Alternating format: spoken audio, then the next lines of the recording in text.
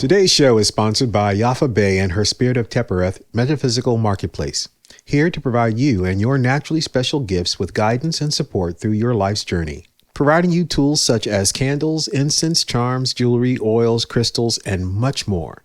Visit them at 1273 West Broad Street in Columbus, Ohio, or online at spiritoftepereth.com. You can find all our sponsors' information in the show notes on our website. Now let's start the show. The controversial group leading the charge, ADOS, or the American Descendants of Slavery. The controversial group ADOS, or the American Descendants of the controversial group ADOS, the American Descendants of the controversial group ADOS, the controversial group ADOS. Welcome to the Articles of ADOS podcast, a weekly show where we bring you undiscussed news, articles, and information important to the American descendants of slavery, our friends, and our allies. I am your host, Lisa Todd, along with my co-host, Daud Giazon. We've got another one. Guess what we've got? What's that? It's an archive dive. Woohoo! Woohoo! The archive dive is where we take a full show and select articles from the past and see if they still hold true. We choose a year, any year, before the current one and look back at the state of ADOS through the articles of that time. The year we chose to dive into today is 1987. Coming up later in the show, we will go back and share articles from the New York Times, Medium.com, CBS 2 Local New York City News, and the antiwar.blog. Stay tuned. Personality. Peace. Y'all know we can't forget the personality piece. Oh yeah, let's not forget to show our personalities. I'll start by posing a question. Why this year? Why 1987? This was a very impactful year for me. I had come out of college, gone into my first job as a camp counselor, working in New York City, the Big Apple, but mainly in the outskirts of Poconos, where I was a camp counselor.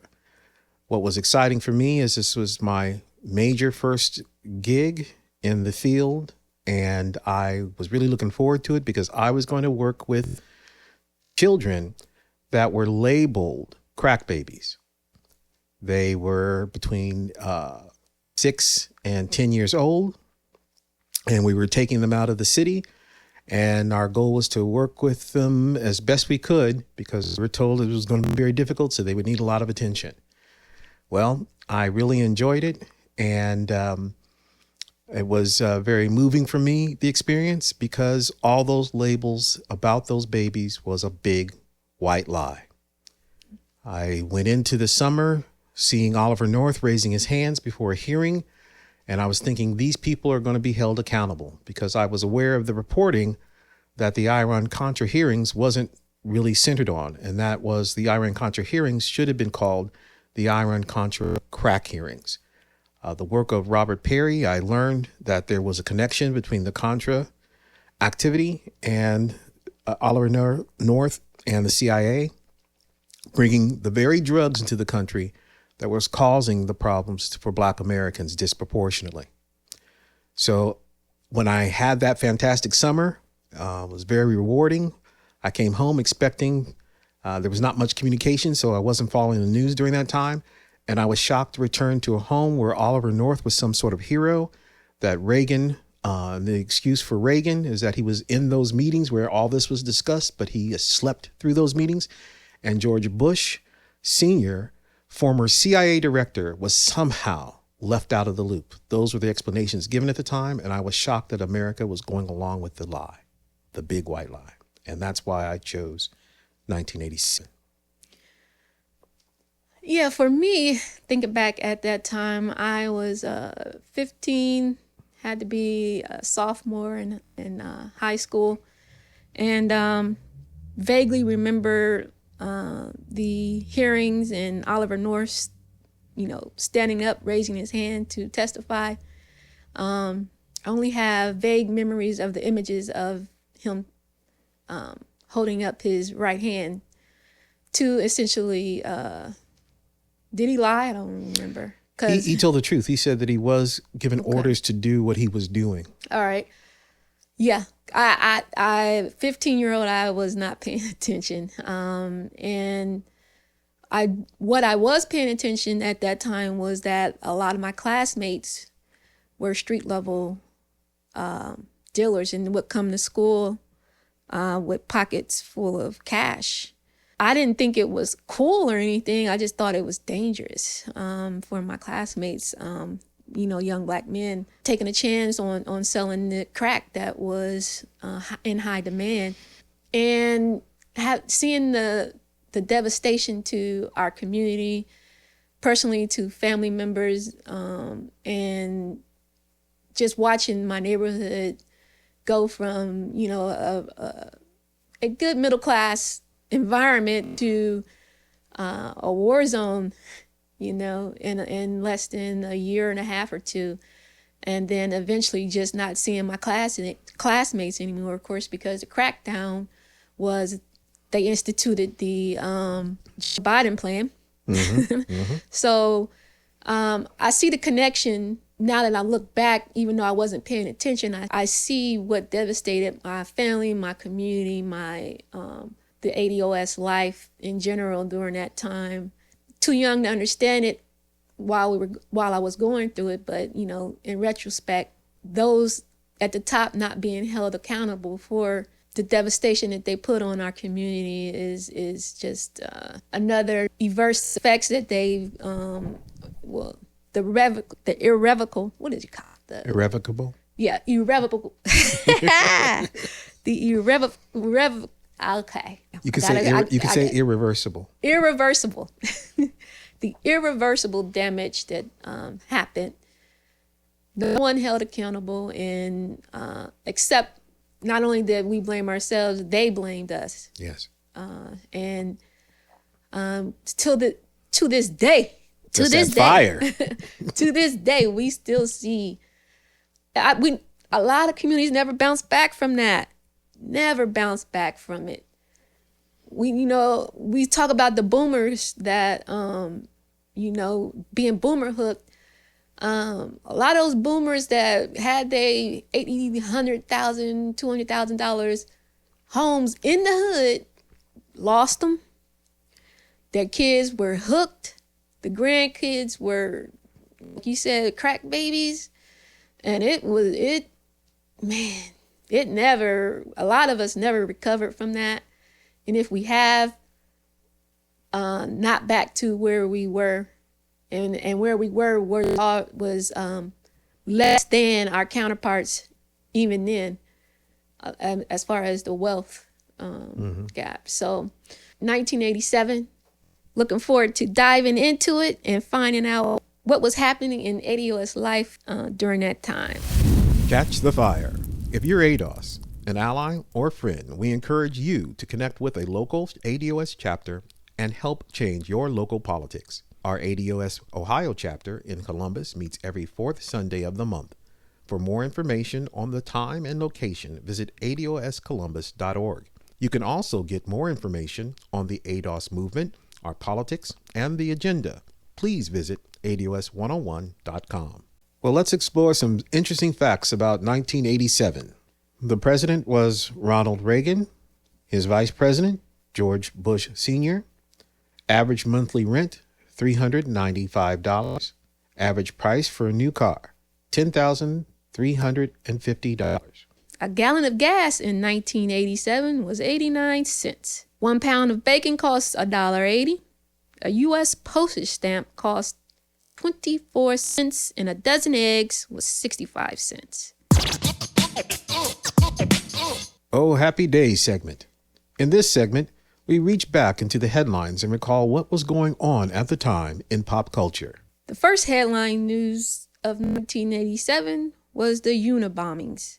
Between 1978 and 1995, bombs were mailed or hand-delivered by a domestic terrorist named Ted Kaczynski, who sophisticated bombs that cumulatively killed 3 people and injured 23 others. In all, 16 bombs were attributed to Kaczynski. While the bombing devices varied widely through the years, all but the first few contained the initials FC, which Kaczynski later stood for Freedom Club. Kaczynski's first mail bomb was directed at Buckley Crist, a professor of materials engineering at Northwestern University. In 1978, a package bearing Crist's return address was found in a parking lot at the University of Illinois at Chicago.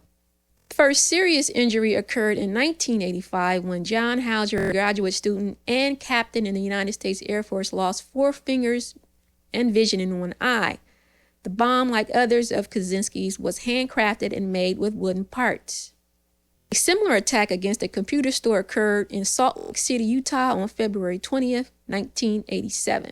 The Unabomber evaded capture for over 17 years, but what tipped and cracked the case really and started the process of trying to figure out who it was, in 1995, Kaczynski mailed several letters to media outlets outlining his goals and demanding that his 35,000-word essay, Industrial Society and Its Future, dubbed the Unabomber's Manifesto by the FBI, was printed verbatim by a major newspaper. He stated that if this demand was met, he would desist from terrorism. There was controversy as to whether the essay should be published, but Attorney General Janet Reno and FBI Director Louis Freeh recommended its publication out of concern for public safety and in hope that a reader could identify the author. Well, what was in the manifesto? He writes that technology has been destabilizing effect on society, has made life unfulfilling, and has caused widespread psychological suffering. He argues that most people spend their time engaged in useless pursuits because of technological advances. He calls these surrogate activities wherein people strive toward artificial goals, including scientific work, consumption of entertainment, and following sports teams. He predicts that further technological advances will lead to extensive human genetic engineering and that human beings will be adjusted to meet the needs of the social systems, rather than vice versa. He believes that technological progress can be stopped. Unlike people who understand technology's negative effects yet passively accept its inevitable, he calls for a return to wild nature. With the brothers' cooperation, FBI agents arrested Kaczynski on April 3, 1996, at his cabin where he was found in an unkept state. A search of his cabin revealed a cache of bomb components, 40,000 handwritten journal pages that included bomb-making experiments, descriptions of the Unabomber crimes, and 1 live bomb, ready for mailing. They also found what appears to be the original type manuscript of Industrial Society and Its Future. By this point, the Unabomber had been the target of the most expensive investigation in FBI history. And up next we have Headline news number 2. Congress issues final report on Iran-Contra scandal. After nearly a year of hearings into the Iran-Contra scandal, the Joint Congressional Investigating Committee issues its final report. It concluded that the scandal, involving a complicated plan whereby some of the funds from secret weapons sales to Iran were used to finance the Contra war against the Sandinista government in Nicaragua, was one in which the administration of Ronald Reagan exhibited secrecy, deception, and disdain for the law. Naming several members of the Reagan administration as having been directly involved in the scheme, including National Security Advisor John Poindexter and deceased CIA Director William Casey, the report stated that Reagan must bear ultimate responsibility. A number of government officials were charged and convicted of various crimes associated with the scandal. A minority opinion by some of the Republican members of the committee contained in the report argued that the hearings had been politically motivated. They also suggested that while Reagan administration officials might have used poor judgment, the ultimate end, continuing the fight against the leftist regime of Nicaragua, was a worthy goal. The convictions and trials of other collaborators were halted after the outgoing President George H.W. Bush pardoned all those involved. And next, headline news number 3. The United States is caught up in a drama that unfolds on television as a young child, Jessica McClure, falls down a well in Midland, Texas, and is later rescued. 18-month-old baby Jessica McClure is held by rescue worker Stephen Forbes Friday night, October 16, 1987, after she was trapped 22 feet underground in an abandoned water well for 58 hours. The rescue efforts were broadcast live on CNN, capturing much of America's attention at the time. Up next. Headline news number 4. Hustler magazine versus Falwell is argued before the U.S. Supreme Court. Known for its explicit pictures of nude women, crude humor, and political satire, Hustler, a monthly magazine published by Larry Flint, printed a parody ad in its November 1983 issue that targeted Jerry Falwell, a prominent Christian fundamentalist, evangelist, and conservative political commentator. In an 8-0 decision, the court ruled in favor of Hustler magazine, holding that a parody ad published in the magazine depicted televangelist and political commentator Jerry Falwell Sr. as an incestuous drunk was protected speech, since Falwell was a public figure and the parody could not have been reasonably considered believable. Therefore, the court held that the emotional distress inflicted on Falwell by the ad was not a sufficient reason to deny the First Amendment protection to speech that is critical of public officials and public figures. And next we have Headline news number 5. In Charlotte, North Carolina, these televangelists, boy, I tell you.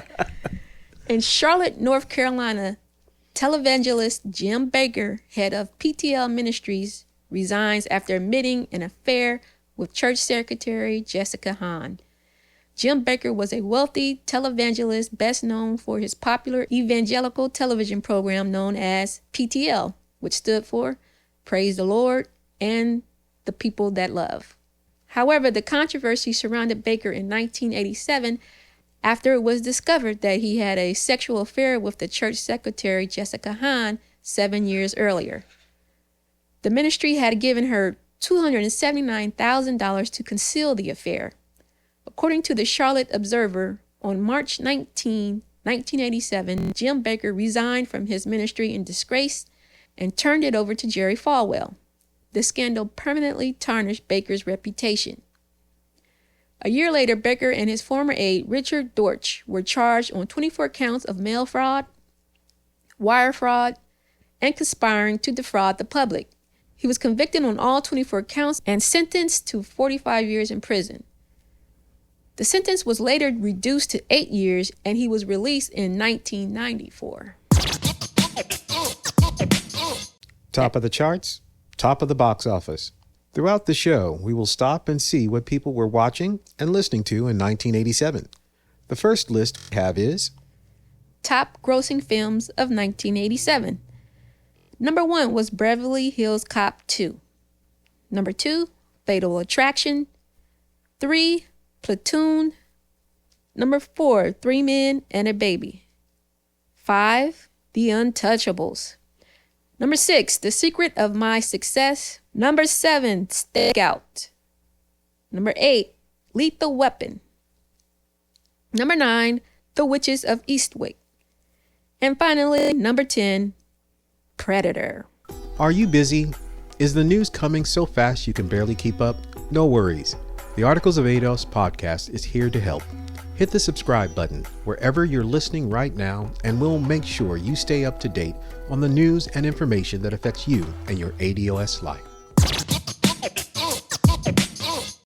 What we're going to do right here is go back, way back into time.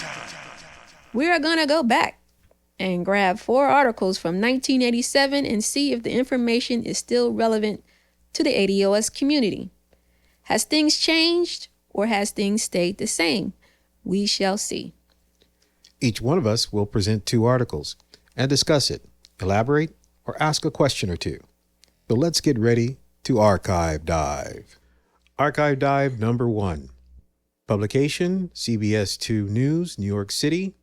In June of 1987, residents of the then drug-filled NoHo neighborhood took to the streets to protest what they called a dangerous place to be, demanding more police presence and the arrest of crack addicts as well as the dealers. The neighborhood is currently one of the most expensive and sought after in the city. Given the racial component of the history of the crack epidemic, this video series shows a dark era in New York City's history. Hopefully, we can all learn something about the drug war from this video. A familiar scene, residents of a neighborhood marching against crack. This time it was NoHo, north of Houston Street, where the East Village meets the Lower East Side. This is our turf. I've lived here 15 years. We're not going to take it anymore. In just a few minutes, Barlow had picked up a handful of crack vials, evidence of the drug traffic residents say goes on night and day on Bond Street, just off the Bowery. They say this parking lot is the center of the drug trade because it's dark and unattended at night. Today, there were tombstones, symbolic of crack-related deaths. And so, with Curtis Sliwa and his guardian angels as escorts, they marched. No, it's here to stay. You just feel reluctant. I feel reluctant to leave the house and go in because just in general, there's more harassment. We sit in our window and we watch them deal outside our door. Residents of the neighborhood say there's always been a drug problem here, and there's always been harassment of residents. But lately, it's gotten much, much worse. There was an incredible change 3 months ago when Washington Square was cleaned out and Cooper Square. And it seems everyone from there came down to here. This is the hot spot. So hot, the steps of the Bowery Lane Theater must be chained off to discourage drug sales. Unless the people are physically removed from New York City, they're going to go somewhere else. And unfortunately right now, Bond Street and the surrounding area is where they've come. There is a lot of hanging out. The East 3rd Street men's shelter is around the corner, and large numbers of men live in Bowery hotels. And they fear the pushers, too.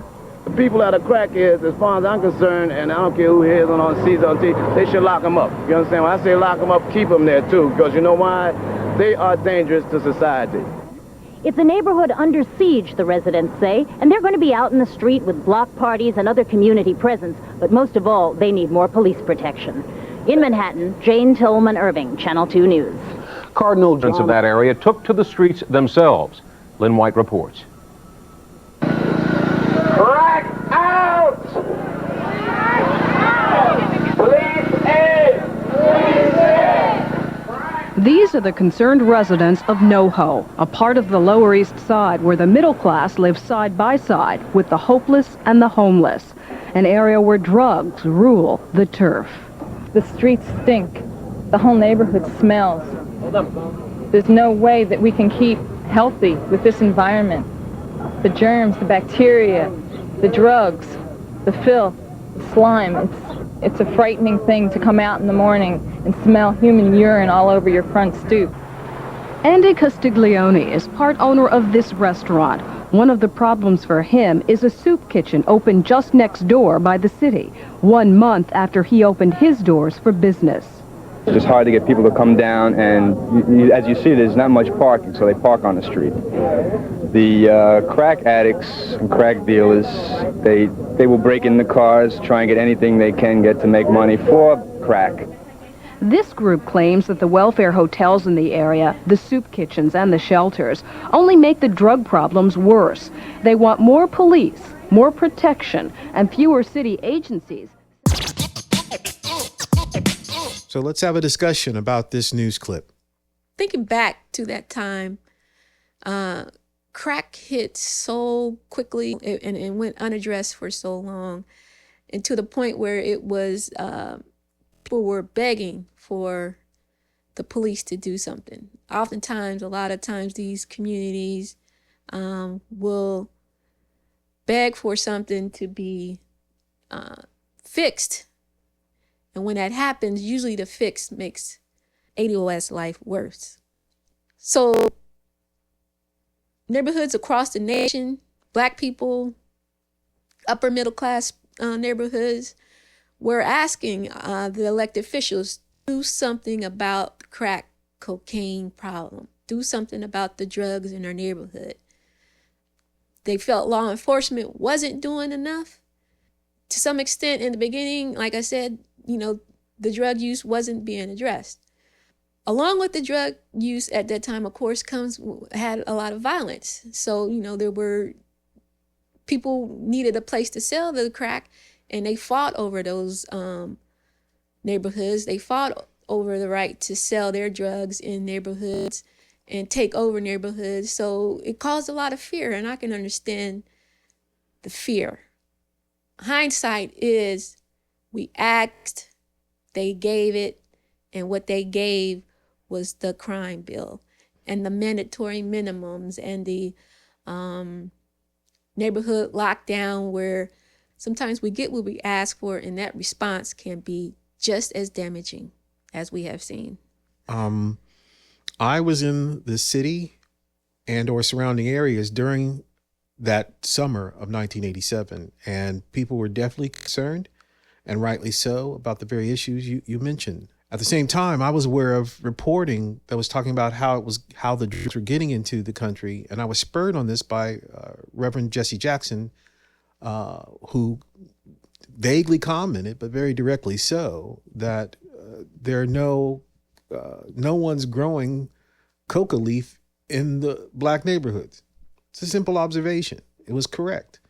And I found the work of Mr. Robert Perry, who had done the investigations and found that CIA was involved in a lot of the drug trafficking. So the concerns of the residents are very valid. They're taking care of what's their immediate needs are.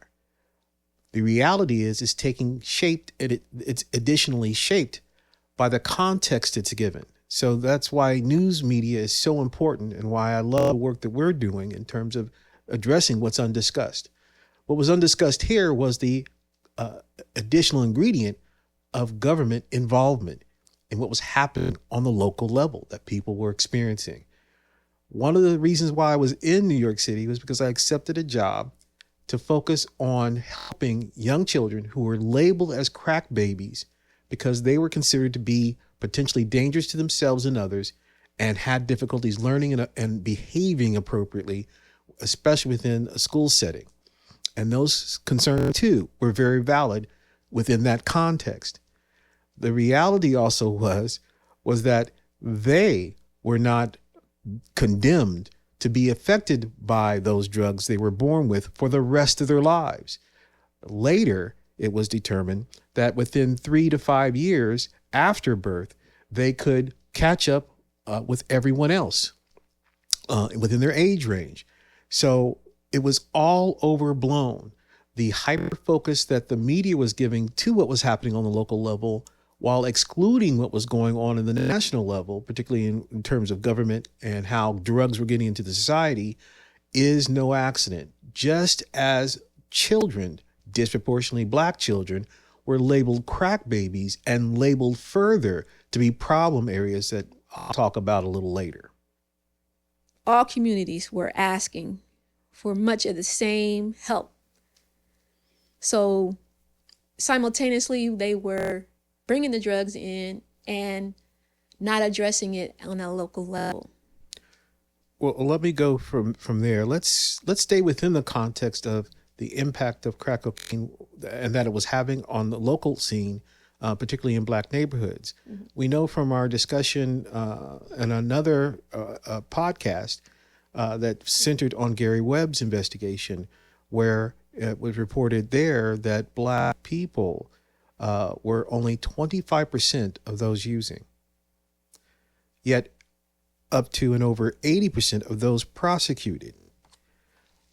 Along with over-prosecution and targeting by the criminal law enforcement agencies, and then further contextualized by media as a black problem. That also raises local and black residents to them being the problem. I'm submitting that was induced. Why? Because we have a comparable comparison today. We did not have then. The opioid crisis. How is it being contextualized? It all too often is only seen as a problem because white deaths are occurring due to overdoses. At the same time, it's further contextualized as to what needs to be done. The drug is the problem, not the people. The people need help with that problem. That's how it's being contextualized now. I submit it could have been contextualized that way then. I submit it purposely wasn't. So here today we have opioid crisis, and we're seeing the opioids as the problem, not the people. And the people we're seeking to get help for. Now that is something I submit there are opioid babies. I submit there are people committing crimes, probably not to the same degree they were in the 1980s, because this is largely impacting white people who have disproportionate levels of income we did not have then and we don't have today. I submit that still there are white people committing crimes to get their opioids, yet those crimes are not being shown as how they're impacting their societies and their neighborhoods. And those people are not being interviewed to see how much problems those things are causing. I submit they are having crimes that are being locked away as crimes that are committed, and their opioid connections are not being brought out. That's just a theory, but I suspect highly that that is the case. Several times I wanted to scream hallelujah, but I didn't want to interrupt you. I didn't want to interrupt you. Oh my God. All right, so now we have archive dive number 2.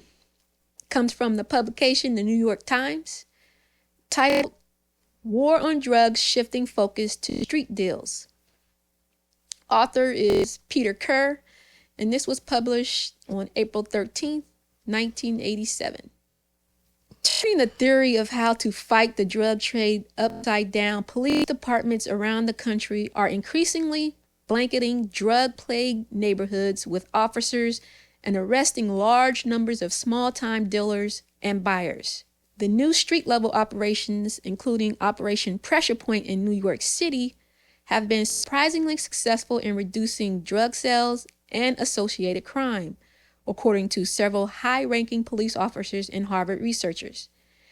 And officials are debating whether the best way to attack the illicit drug industry is in large-scale attacks on neighborhood drug marketplaces. Debate comes after decades in which law enforcement officials have assumed that the most effective strategy against illegal drug trafficking was long, detailed investigations aimed at the heads of criminal organizations. Quoting, "Now I believe street enforcement is where it is at," said Deputy Chief Francis C. Hall, who heads the New York City Police Department's Narcotics Division. Quote, "We used to say that you have to kill the octopus, not cut off his tentacles. But then there was always a new octopus that came along. Now we are cutting off the tentacles and finding he can't move around." End quote. Since last year, the police in Washington have made 15,544 arrests and seized 313 vehicles in Operation Clean Sweep, which is aimed at 59 open-air drug markets around the city. The police report a substantial reduction of drug sales and crime in those areas. However, there are questions about the effectiveness. Robert M. Stutman, the head of the Federal Drug Enforcement Administration's New York office, cautioned that reports on the long-term impact of such operations may be deceptively optimistic. Although the operations are helpful to neighborhoods besieged by street dealers and help authorities gain information on drug dealing, Mr. Stutman said the retail drug sales generally are pushed into other neighborhoods. Mr. Stutman, who also headed the federal agency's Boston office in 1985, said the Lynn enforcement effort mostly pushed the drug trade into nearby cities, where crime rates subsequently rose. And Operation Pressure Point 2 in Harlem failed to debilitate the drug trade or cause the kind of dramatic drop in crime that was felt on the Lower East Side. So once again, we have a drug story for 1987. As you can see, it was in many headline news, and it was devastating many communities. So the police decided that their approach in attacking this drug problem was to not focus on the head of the organization or the boss, but to get the local street guys on a corner. It has its pros and cons. We can look back now and say, okay, well, and assess whether or not did it stop crimes. In some neighborhoods it did, in other neighborhoods it did not, because right after you arrest one local drug dealer, then another one is right behind them. It was a forever revolving system of one dealer gone, another one arises. I'm not, but if I was police, I would still do both approaches. You want to make sure that your community is safe. You want to also make sure that the bosses who were, as you just recently informed us, who were being the CI supplying these bosses. I'll tell you. Because I was to say, how you going to arrest yourself? But, I don't want to. You're right. First of all, look at the date on this report that you came up. I mean, this is talk about synergy. It's April 1987. The earlier report we just did was in June of 1987. And in the June of 1987 television series that the local news had been doing, it was those people in the community responding to the fact that Operation Pressure Point had been effective in those other neighborhoods, driving people to their neighborhood. So we didn't even get together on this. We just arbitrarily chose news items that were connected, inwardly connected.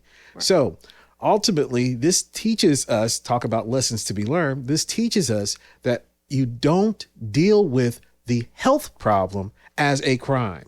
Why? Because all you're going to do is take those people in health needs to other locations to get access to their stress relievers, in this case, drugs, and the associated crimes along with them, criminal acts that take place so they can get those substances to meet their health needs. So that's the big lesson that you get from there. The larger lesson is that, again, we're focused in on what's happening on a local level and a police law enforcement attempts to deal with it, not health attempts to deal with a health problem. And people knew this at the time. Now, in regards to their being tactical, when I say this is going to blow people's minds. When they say that they're being tactical by kind of staying away from the bosses and focusing in on the street level dealers. Well, the street level dealers were. They were all too often black men and women struggling to make ends meet for the obvious reasons. Okay, so you could say it's not, it's bad that they chose that way and we can condemn them and all that other things. But at the same time, what do you do by avoiding the bosses? Now, not on the large scale as to how it's getting to the country, but the conduit and distribution networks were run by the mafia. That's who you avoid. Mm-hmm. So a lot of those street level dealers, black male image all too often repeatedly on people's screens, really should have been white, Italian, Jewish men being handcuffed or escorted in and meetings held at law enforcement locations to answer for their overseeing of the distribution in those cities to the dealers, street level dealers. But we didn't get that picture now, did we? We didn't get that emphasis on crime intervention. And here, this article that you chose inadvertently reveals that. That's who they're avoiding, so that they could press and continue to contextualize the issue as a black issue and black image problem. I mean, my God. Mm-hmm. So that's the other thing. The other larger thing, I have to get to the larger view, is that from the studies that were done from right-wing think tanks that labeled all crime, the idea of crime of a criminal mind, and sadly, all too often that criminal mind had the black male image as well. We have, 10 years later, the launch of Hillary Clinton's comment, super predator. Where did that come from? It came from this. The crack baby would grow and become the super predator. Not like regular human beings. Because of this problem, they would be unleashing levels of crime unheard of in society. And a lot of black people went along with this, namely our Miss Leadership class went along with it. And to some degree, rightly so, something did need to be done. People did need to be protected. I'm not discounting that. But it should have been a two-pronged approach of dealing with the crimes these people had committed, at the same time dealing with their health needs. That wasn't done. Mm-hmm. What they got, long sentences. Mm-hmm. And 3 strikes, you're out laws. All these things done to criminalize a population, to justify the criminalization of a population that was being introduced into substances by outside forces. And those outside forces were the Iran-Contra scandal. But it wasn't called the Iran-Contra scandal. It was just called Iran-Contra. This was undiscussed within that context. Top of the TV charts. Top of the TV charts. What were the most popular TV shows in 1987? Number 1, The Cosby Show. Number 2, A Different World. Number 3, Cheers. Number 4, Golden Girls. Number 5, Growing Pains. Number 6, Who's the Boss? Number 7, Night Court. Number 8, 60 Minutes. Number 9, Murder, She Wrote. And number 10, The Wonder Years. Archive dive number 3, publication, anti-war blog, titled Tribute to Robert Perry, Investigative Journalist and Patriot. Although Robert Perry never became personally famous, many readers will recall news stories he played a key role in bringing to the public consciousness. He uncovered the Iran-Contra scandal, where the U.S. secretly sold weapons to Iran via Israel, with profits supporting mercenary Contras attacking the Nicaraguan government. He uncovered Lieutenant Colonel Oliver North secretly working at the Reagan White House to supervise support for the Contras. He exposed CIA collusion with criminals, sending weapons to the Contras and receiving tons of cocaine on return flights from Colombia and Central America. The story about CIA complicity with drug dealers was especially explosive because of the impact of drugs in poor communities across the U.S. There was an epidemic of cheap crack cocaine flooding poor and especially African American communities. Robert Perry originally reported the CIA Contra cocaine story in the mid-1980s. 10 years later, in 1996, investigative journalist Gary Webb uncovered what happened after the cocaine arrived in the U.S. Crack cocaine had flooded poor and African American communities, especially in California. The negative consequences were huge. The San Jose Mercury News published Gary Webb's investigation as an explosive front-page 3-day series called Dark Alliance. The story was initially ignored by the foreign policy and media establishment, but after 2 months of rising attention and outrage, especially in the African American community, a counterattack was launched in the New York Times, Washington Post, and LA Times.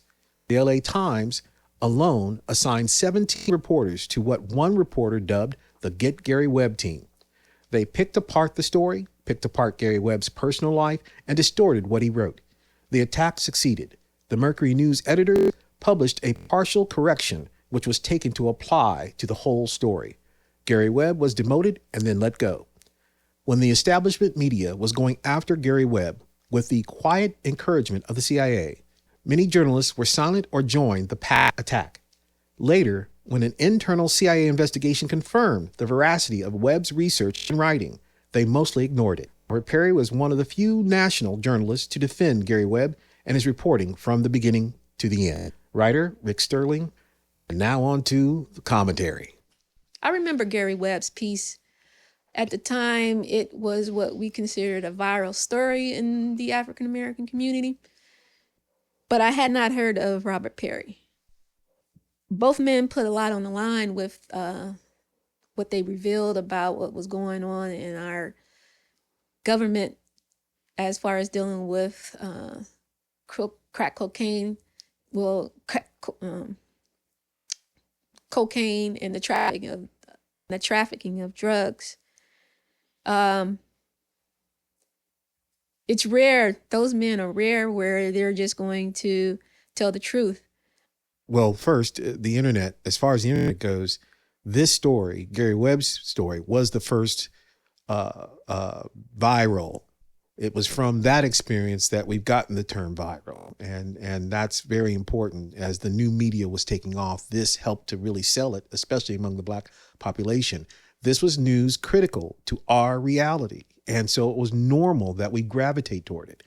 What we had earlier on, though, as this piece was indicating, the LA Times, the New York Times, and other big media at the time should be looked at as white domination racist media. Why? Because they were pushing down a story that was revealing the essence of our problem in the 80s. So they should be seen as hostile, not just people just giving out news and that they have some level of objectivity. their objectivity is revealed in what they push. And what they were pushing was, no, this was a problem that was inherent to Black people and their behavior and their culture, quote unquote.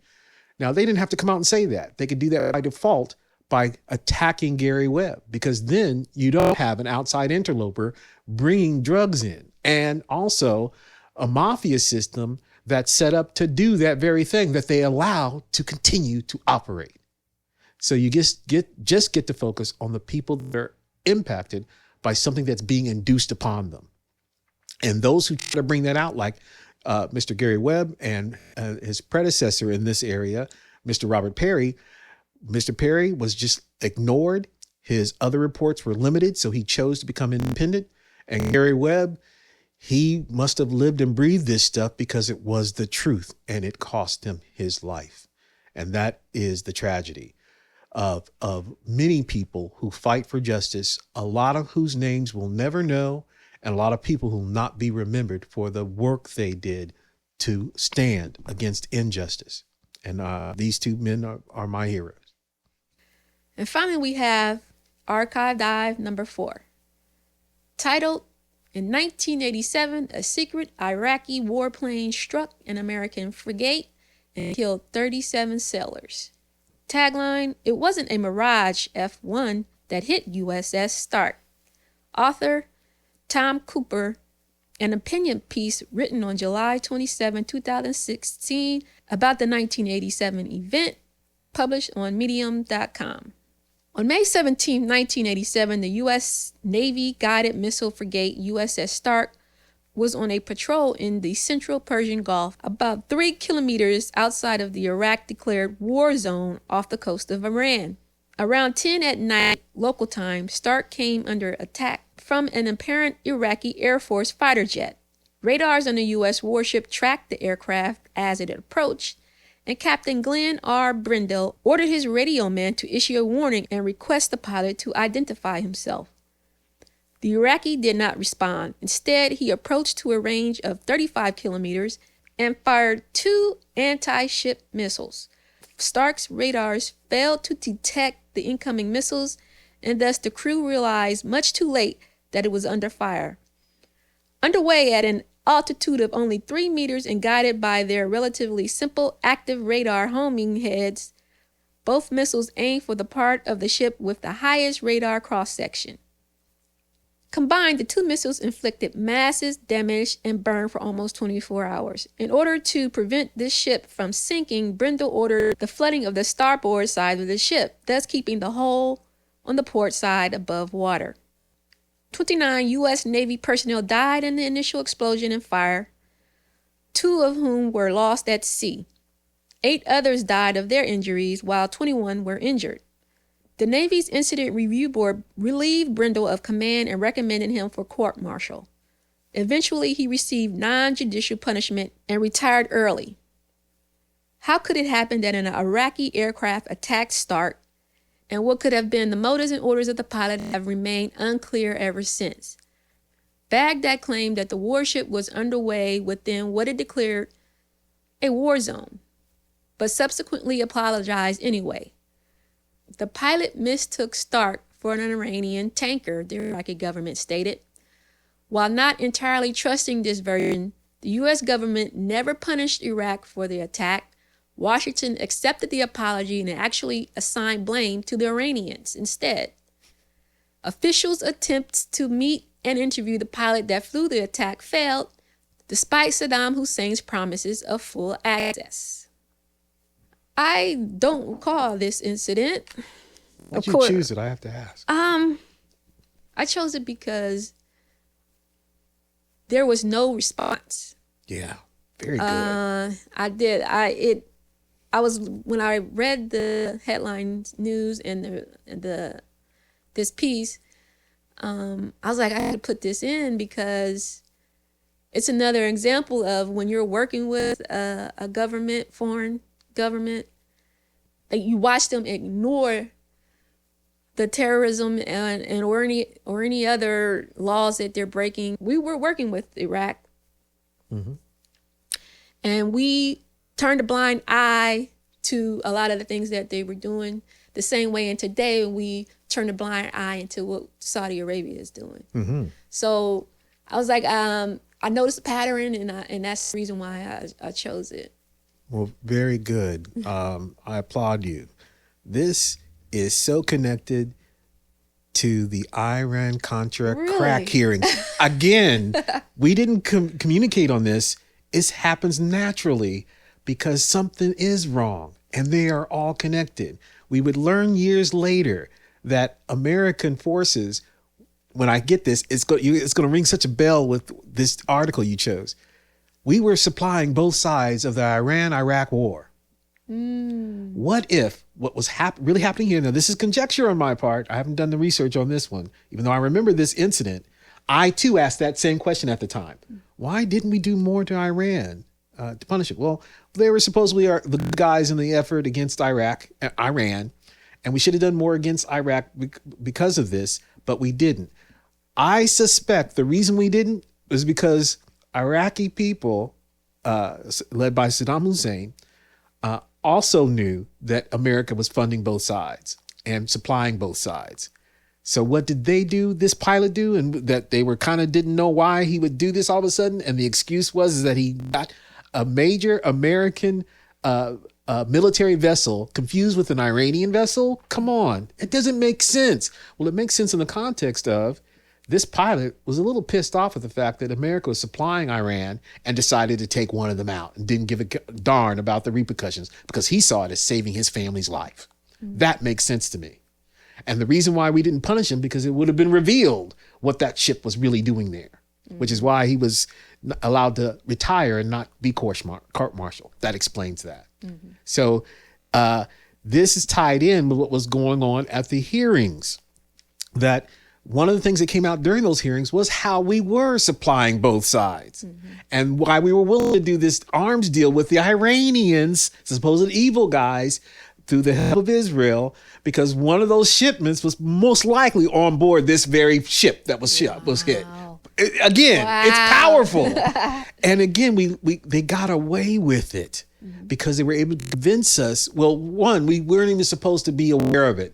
Work of Robert Perry helped to uncover it, and therefore there were hearings. The hearings were limited in their scope, so it didn't talk about the crack, and it didn't talk about the other Iranian deals that we were dealing with. That came out later after the hearings, that we were playing both sides. And people kind of get off on that and say, oh yeah, we were just playing both sides. To what end? We wanted to keep them in conflict so that we can exploit OPEC and get them to keep their oil prices lower. But Saddam did not go along with the program all too often.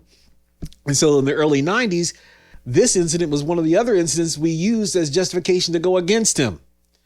And the thing was that he got tired of playing their game and was going to do something different with the oil in terms of the monetary, take it off the petrodollar, which is why we had to attack them. And remember this name, I'll never forget it. April Gillespie. She's the American diplomat who gave Saddam Hussein the go-ahead to invade Kuwait, which we used as a reason to invade them. She was given the order to go ahead and okay it, so that could be used as an excuse against Saddam Hussein. All this trickery going on, all this manipulation going on. And we get the surface. And the surface was, oh, this was just an accident, and we didn't, get hard on the Iraqis because they're our friends. But the deeper meanings dealt with that very hearings and the illegal activity government officials were in, both by supplying both sides and ultimately developing the means later that would be just used as justification for an invasion of Iraq years later. So it's all connected at some level. I see. So thank you for choosing this. Yeah, because it seems like it's out there, what does this have to do with anything? And when I first saw it, I said, yeah, I remember hearing about this, but didn't make much of it. I was a part of student protests against Saddam Hussein and the fact that we were giving him arms and chemicals that they were claiming at the time were being used so they could help grow their crops, when they were really chemicals to be used to gas the Kurds. And so I was a part of letter writing campaigns and petitions against that. And so around to turn him into the bad guy was like freaking me out. But it makes big sense when America's initial declaration of the war against Iraq came in the form of Operation Iraqi Liberation, which they had to change really quickly because the acronyms of those terms was oil. Oh. It was embarrassing at the time, so they had to change it real quick. Mm-hmm. I'm sorry, I can go on forever. No, I'll you're stop. fine. That's it for today's archive dive. As always, the articles featured will be listed in our show notes. We want to take the time to give our friends and listeners a shout out. Thank you for clicking that subscribe button and for liking and sharing the podcast. You can also continue supporting the show by joining our Patreon, where you can receive exclusive content and promotional items for as little as $3 a month. Sponsoring the show will ensure that we can continue to bring you the news and information important to your ADOS life. So head on over and join us at patreon.com/articles of ADOS. And the last segment of the day, top of the music charts. What was the top R&B of 1987? Number 1, Stephanie Mills, I Feel Good All Over. 2, Michael Jackson, The Way You Make Me Feel. Number 3, Atlantic Star, Always. 4, INXS, Need You Tonight. Number 5, Michael Jackson, Bad. Number 6, Luther Vandross, Stop to Love. Number 7, Whitney Houston, So Emotional. 8, Terrence Trent D'Arby, Wishing Well. Number 9, Jody Watley, Looking for New Love. Number 10, Angela Winbush, Angel. Another fun R&B fact of 1987, soul singer Aretha Franklin was inducted into the Rock and Roll Hall of Fame in January of 1987. The R&B powerhouse was the first female artist to be inducted into the Hall of Fame, which had began during the previous year. The criteria used to choose artists stated that they needed to have released their first album at least 25 years prior to their induction, which immediately ruled out many other female rock stars who had not emerged until the late 1960s. We salute the late, great Aretha Franklin. We're coming to get our check. There you have it, another week, another show. Thanks for joining us on the Articles of ADOS podcast. Make sure to visit our website, articlesofados.com, where you can join our mailing list and see the show notes for today's episode. Be sure to tune in next Friday for a new episode of Undiscussed News you may have missed. If you have any questions, comments, or feedback, send us an email to listeners@articlesofados.com. And remember, you can catch us live at 10 a.m. every Friday on WCRS 92.7 and 98.3 here in Columbus, Ohio. Also, head over to our Patreon page to support the podcast as we give you weekly news and information important to our community. Until next time, family, stay safe and stay strong. Peace. We're coming to get our check. We're coming to get our check.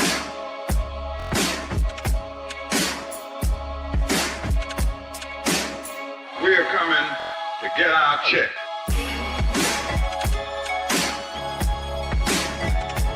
We're coming to get our check.